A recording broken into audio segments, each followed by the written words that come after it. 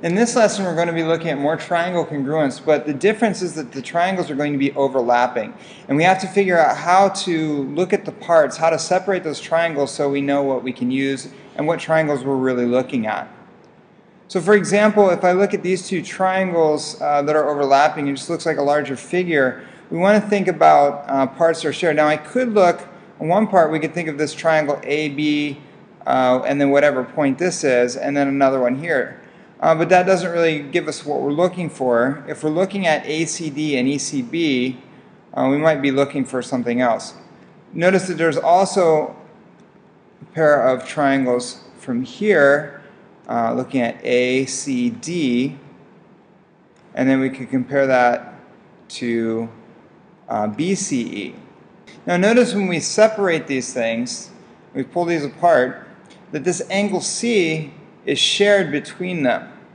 And so it's important when we pull apart triangles like this that we're looking for those matching parts so that if I try to prove these two triangles congruent, I can say that these two are congruent by the reflexive property.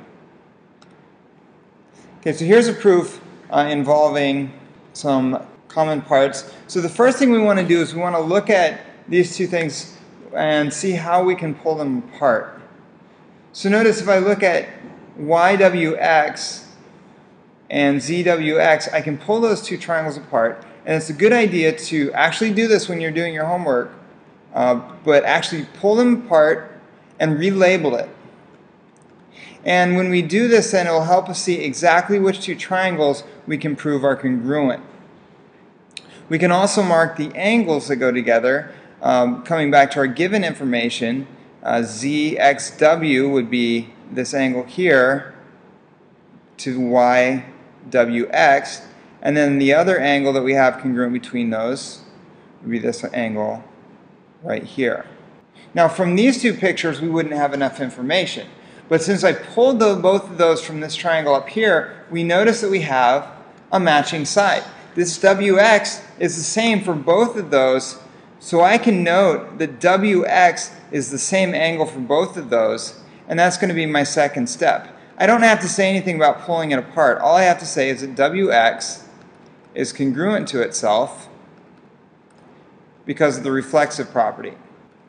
I can then say that these two triangles down here are congruent. They're actually these triangles up here, but we can see them better down here. And so I can see that I have angle, side angle giving me congruent triangles. Make sure that your parts are matching in the right way. And now by using corresponding parts of congruent triangles are congruent, we can look for what we were originally looking for, the ZW and YZ. We look where those are, and we now have them as corresponding parts of these congruent triangles. In the next proof, we have a lot more triangles to consider here. So let's start by looking at what we're given. The PS congruent to RS, that's given, and the RS congruent there. So those are marked. And we also have congruent angles here. Now when I start to pull apart, we need to think about what we need to actually prove. I want to show QPT, this one up here, and QRT, this one over here. Notice that nothing in these two triangles is marked right now. So if I pull those apart and want to think about those, a good idea to do with those would be to first of all label them.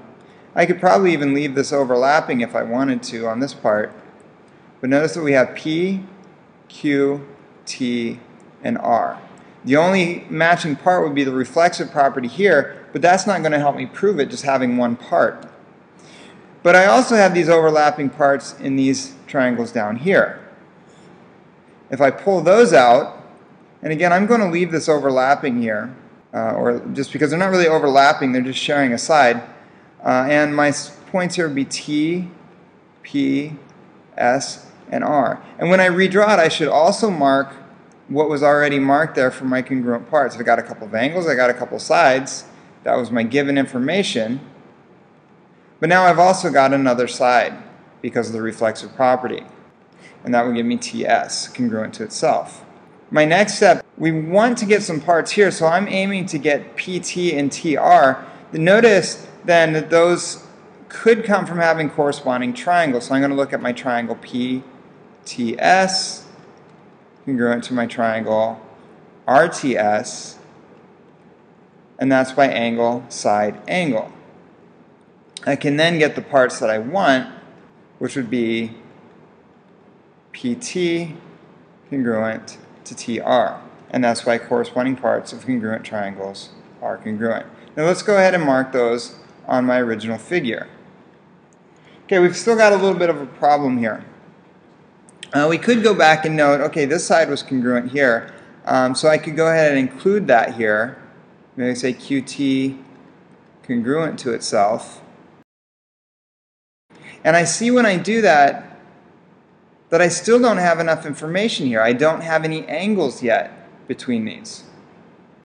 Now there's a few ways that we could approach this problem. But what I'm going to do now is look at a couple of triangles that we haven't drawn yet. Now if I look at this set of triangles, I still have what I marked before. But notice I also have another set of sides here that I can use the reflexive property with. So I can use my reflexive property here, QS, congruent to itself. Now I'm just going back to this step because this is all the reflexive property.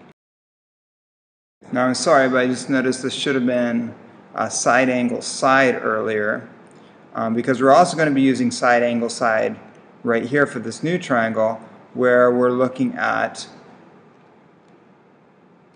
triangle PSQ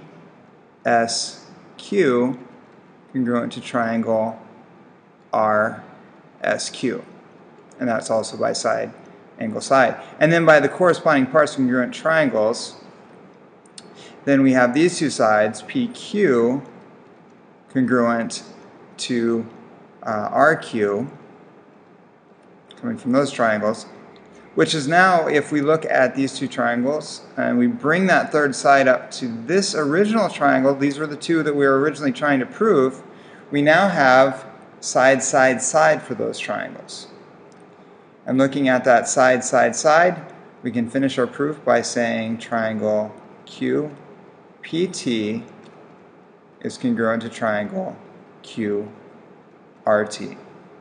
In that last problem, we saw that there are a lot of ways that these triangles can be pulled apart. And we want to think about how we need to go about figuring out which triangles we actually want to look at. So as I look at these triangles in this picture, and we look at our given information, we're starting with, first of all, CA congruent to CE. Now it's kind of hard to mark those whole sides, so let's just kind of keep that in our head, that this whole side congruent to that whole side. And BA congruent to DE.